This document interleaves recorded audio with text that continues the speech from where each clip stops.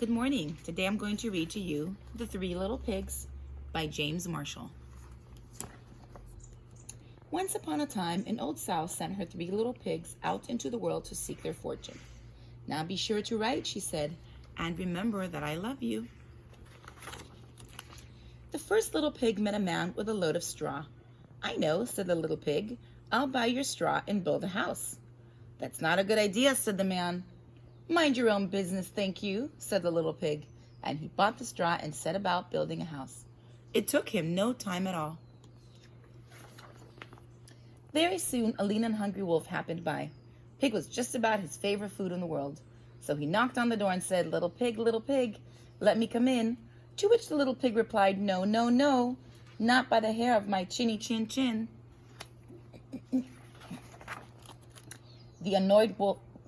This annoyed the wolf to no end, and he said, then I'll huff and I'll puff and I'll blow your house in. Go right ahead, said the little pig. So the wolf huffed and he puffed, and he blew the house in, and he gobbled up the little pig. The second little pig met a man with a load of sticks. I've got it, said the little pig. I'll buy those sticks and build a house. I'd think twice about that, said the man. Oh, pooh, said the little pig. What would you know? And he bought the sticks and went to work, building a house. Very pretty, he said. No sooner had the little pig settled into his pretty house than the wolf happened by. He was still hungry, and he said, little pig, let me come in. To which the little pig replied, no, no, no, not by the hair of my chinny chin chin. The wolf didn't care for that at all, and he said, I'll huff and I'll puff and I'll blow your house in. Ha, ha, ha, said the little pig. So the wolf huffed and he puffed and he blew the house in, and he gobbled up the little pig. Now the third little pig met a man with a load of bricks. These bricks will make a fine, sturdy house, said the man. Capital idea, my good fellow, said the little pig. So he bought the bricks and set about building a house. It took him quite a bit of time, but it was well worth it. Nice and solid, said the little pig. Nice and solid. But no sooner had the little pig moved in than he noticed the wolf loitering about. And the wolf, who was still hungry, said, little pig, let me come in.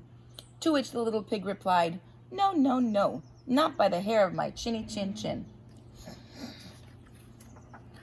Well, the wolf had heard that before, and he said, then I'll huff and I'll puff and I'll blow your house in.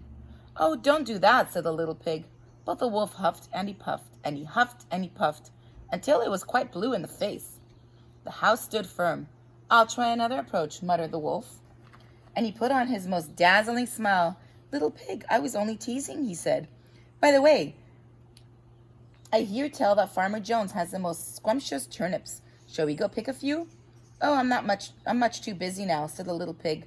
What about tomorrow morning? Excellent, said the wolf. I'll come for you at 6. The next morning, the little pig got up at 5, hurried off to Farmer John's turnip field, picked a basketful of scrumptious turnips, and dashed back home. When the wolf arrived at 6, the turnips were already boiling in the pot. Sorry I couldn't wait, said the little pig. The wolf tried not to show his displeasure. No harm done, he said. By the way, there is a lovely apple tree down in Merry Meadow. Shall we go help ourselves to a few apples? I must cook my turnips, said the little pig. Let's meet tomorrow morning. Splendid, said the wolf. Shall we say at 5? The next morning, the little pig was up at 4 and went off for the apples. It took longer than he'd expected to reach Merry Meadow, and while busy gathering apples in the highest tree, he saw the wolf approaching. Do try one of these, he calmed down, throwing an apple as far as he could. When the wolf chased after the apple, the little pig shimmied down the tree and made it safely home. The next day the wolf came again. Really, he was quite put out. There's a fair today on Hog Hill, he said. Would you care to go? Why don't we meet there, said the little pig. Would 3 o'clock suit you? Colossal, said the wolf. 3 it is, just to make sure he would be there at 2. At 1 in the afternoon, the little pig went to the fair and had a fine time, so fine that he lost track of the hour. Suddenly, out of the corner of his eye, he saw the wolf coming up the hill. Without a minute to spare, the little pig jumped inside an empty butter churn and rolled down the hill toward the wolf. Well, the wolf was so scared, he ran all the way home.